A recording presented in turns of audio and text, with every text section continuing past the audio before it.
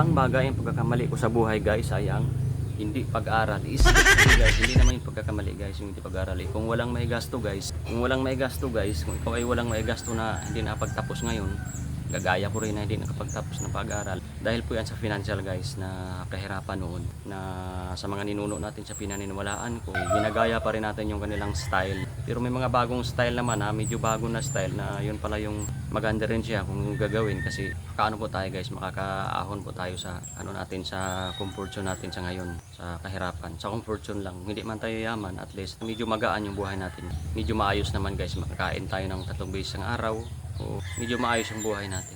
Okay guys, kung ikaw guys ngayon guys hindi nakapagtapos guys, or tambay ka man ngayon guys ang pag-aaral, o huwag kang mag-alala guys, dahil para sa iyo ang video na to. Okay guys, kwento ko muna sa inyo guys yung ano guys, yung aking buhay guys, yung pero bago ko simulan guys yung kwento guys, magpakilala muna ako sa inyo guys. Ako nga pala si Diosdado Alaman guys, isang vlogger ng Malala, San Pedro Pulang ko sa Buanga del Norte guys. Isang malakas ang loob na maging vlogger guys, dahil po wala po akong magawa guys. Dahil po yan, wala po akong magawa guys. At boring guys, boring din kung walang gagawin guys. Kaya naisipan ko guys na gumawa ng vlog para malilibang ako guys. Ginagawa ko po itong libangan guys, yung pag-vlogging.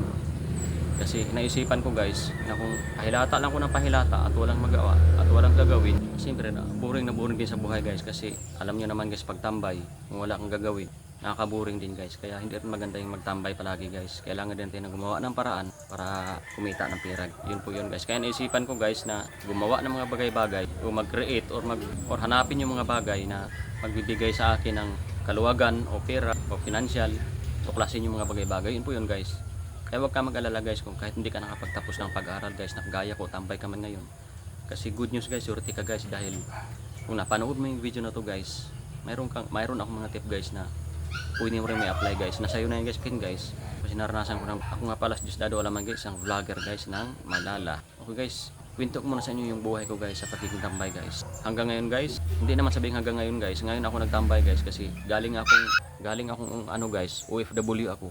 Nagtambay lang ako guys dahil nagpapahinga, pero babalik pa rin ako sa pagiging OFW para may gagawin din ako guys. Kasi later ko na lang nalalaman yung pagninegosyo guys, o mag-create ng mga bagay something, o magbenta, mag-create ng mga produkto. Later ko na lang siya na-realize ngayon. Pero kung noon ko pa ito na-realize guys, nung edad ko pa ng 20, ngayon nasa 40 na ako guys 40, mga 41.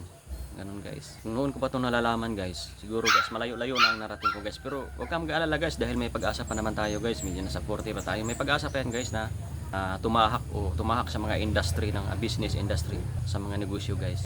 Okay guys, nagtambay ako dati guys. Talagang wala akong ibang naisip guys, kundi magtambay lang, kumain na 3 beses ang araw, magguna-guna or magdamo-damo. Hindi ko naisipan guys yung isang bagay guys na pwede akong kumita ng pera guys sa servisyo o sa produkto, o magtinda man guys. Yun po yung hindi ko naisip guys. Late ko na lang siyang nalalaman sa pag-edad ko ng mga 39 o 40 na yun pala yung ano guys, dapat na gagawin guys. Pagtambay ka, kailangan mong gumawa ng bagay o gumawa ng produkto na pwede ibenta guys, para may silbi tayo guys, o may ambag tayo may silbi naman tayo guys, may ambag lang tayo guys ba sa ekonomiya guys, na magbenta tayo guys, tumulong tayo magbenta para yung ating serbisyo, kailangan din serbisyo natin guys, at saka yung produkto natin guys na may provide guys, kasi kailangan ng iba guys. Yun po yun guys. Kaya guys, ang ginawa ko guys nung nagtambay ako guys, nagtambay ako ngayon guys, galing labas guys, ang ginawa ko ngayon guys, nagugupit-gupit, ng extra service. Meron din guys na pumasok sa kamay guys, sa mga estudyante nga lang, pero hindi siya talaga profitable guys, bibihira lang. Yun po yung guys, at least may pumapasok sa iyong kamay. Yun po yung kahalagahan guys, pag may pumapasok sa iyong kamay, ang kagandahan guys, nafe-feel mo yung ano ba guys, na parang may silbi ka, kasi may pumasok sa iyong kamay na hindi sa mga kumpanya o sa pagsilbi mo o sa pagtatrabaho mo, kundi sa sarili mong diskarte. Yun po yung kagandahan guys sa paggawa mo ng serbisyo o pag-create mo ng product guys. Yun po yun guys ang mahalaga guys. Yun po yung advantage guys sa pagbibenta mo.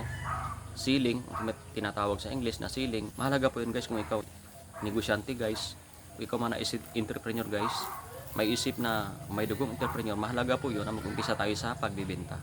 Yun po yun guys. Pero good news guys, dahil sa online guys, pwede tayo magbenta guys sa online, kasi mostly ngayon guys nasa internet na labanan ngayon guys. Online na ngayon guys ang pagbibenta halos lahat na. Kung napapansin mo guys, mayroon diyang Lazada or mag-order ka or Shopee dumating sa'yo, online yan guys.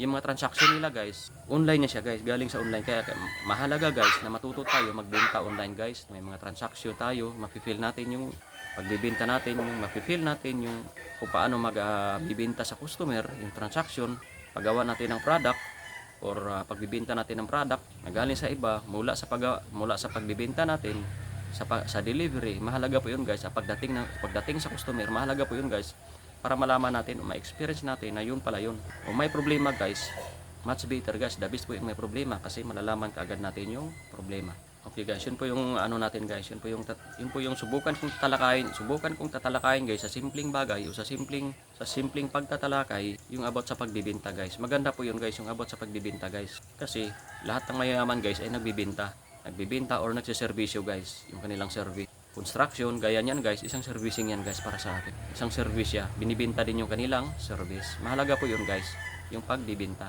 Malaki pong bagay yan ba guys at malaking tulong sa atin kung tayo man ay mangarap guys na gusto pa nating umasenso guys. Pero kung ayaw mo na mangarap guys, manatili ka dyan sa comfort zone mo.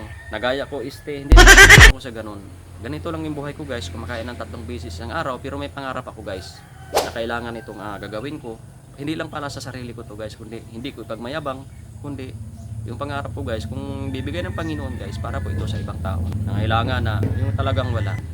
Yun po yung ano ko guys, yung pinaka-goal ko guys. Kaya hindi ko kayang magsimula ng malaki guys dahil wala akong kapital, wala akong pera. Pero pinaniniwalaan ko guys, pwede akong magsimula kung anong mayroon ako guys. Yung start on what you have, kung anong mayroon binigay sa akin ng Panginoon, kumpleto na ako guys. Kasi marami naman dyan guys na nakikita ko na may kapital pero nauubos lang dahil hindi nila alam kung paano ito paikutin. Pero ako guys, mayroon akong ano guys, mayroon akong pinaninulaan na kaya natin magsimula ng walang pera. Kasi nasubukan ko na yun guys, hindi man lang siya sa negosyo, kundi sa true servicing o true extra income lang. Pero bala ko na magtayo sana, pero hindi, it's not time ngayon kasi babalik pa ako sa ibang bansa. Kasi later ko na lang lalaman yung about sa negosyo guys. May diskarte sa pagnegosyo. Hindi ko man alam yung diskarte lahat ng negosyo guys, pero mayroon na akong pinaninulaan na kaya kong gawin guys. Yun po yun guys. Kaya kong gawin ngayon o sa nakikita ko guys sa future na mayroon akong magagawa. Yun po yung pinaniniwalaan ko guys. Kaya ko binahagi itong video na to guys. Dahil karamihan sa atin ngayon guys ay yung iba, kinakarir na nila yung kanilang pagtatambay at nawala ng pag-asa sa buhay. At nawawala na sila ng pag-asa sa buhay.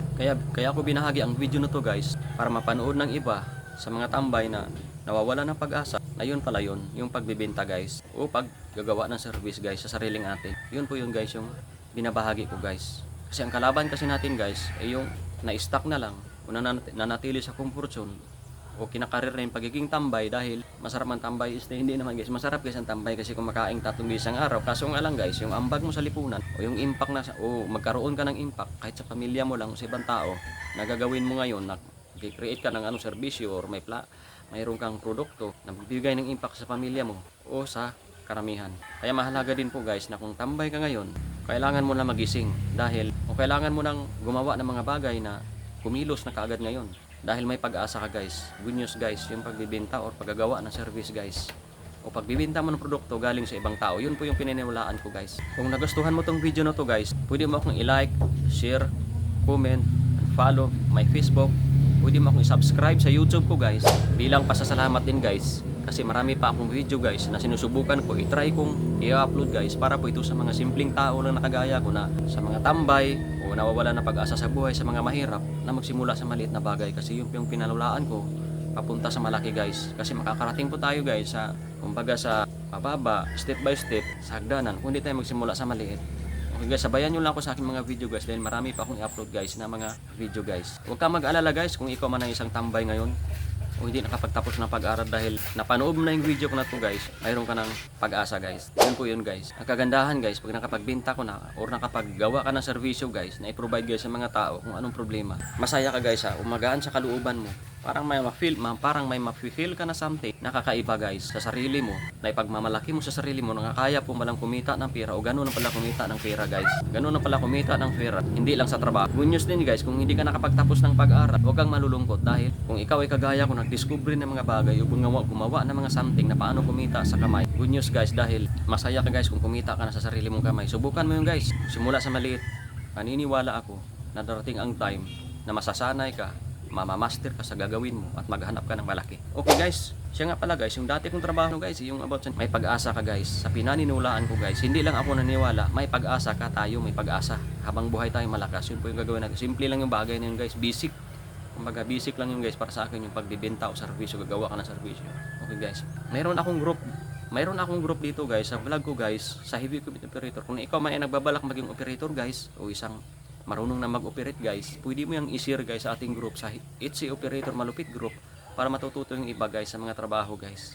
Yung mga diskarte sa pag-operate, paano maging safety, o iwas sa disgrasya, kasi yung pag-operate ng mga heavy equipment, mabigat po yun guys, kung madisgrasya, hindi papel tayo dyan. Kaya mahalagang yung unit guys, mahal yun kung i-ano lang natin unit, ilalaglag natin, yung unit masisira. Kaya yung group ko guys, ay para po yan sa mga datihan ng mga master na sila na maglapagan guys, para makatulong tayo sa ating guys, sa ating kapwa operator, trabahador, para makapulot sila ng mga diskarte. Mahalaga po yun guys, yung ating pagbibigay ng impact sa kanila, mayroon tayong ambag sa natin sa kapwa. Okay guys, maraming salamat sa panonood ng video ko guys. Kung nagustuhan mo tong video na to guys, pwede mo akong i-upload guys sa simpleng video na ikaw man ay isang OFW, good news guys, dahil marireplace ka rin guys sa mga simpleng ko guys, sa mga simpleng binabahagi ko. Okay guys, sabi ng Panginoon guys, ang mapagkatiwalaan sa maliit na bagay, mapagkatiwalaan din sa malaking bagay. Ang madaya sa maliit na bagay, madaya din sa malaking bagay. Okay guys, maraming salamat sa panonood ng video ko guys. Pasensya na yung ko guys, yung aking background guys, simple lang guys, kasi wala akong pera guys na pang ayos, ganito lang yung background guys. Pero hayaan mo guys, pagagandahin ko yung ko guys ng dandahan kung may pera. Pero sa pininiwalaan ko guys, okay na to guys. Simple lang. Okay guys, maraming salamat sa panonood ng video ko guys. Sa buhay probinsya o buhay OFW, o tambay ka man, kasali ka, o sa lahat na gusto ring manood. Salamat guys, maraming salamat sa panonood na to. Welcome guys, I love you.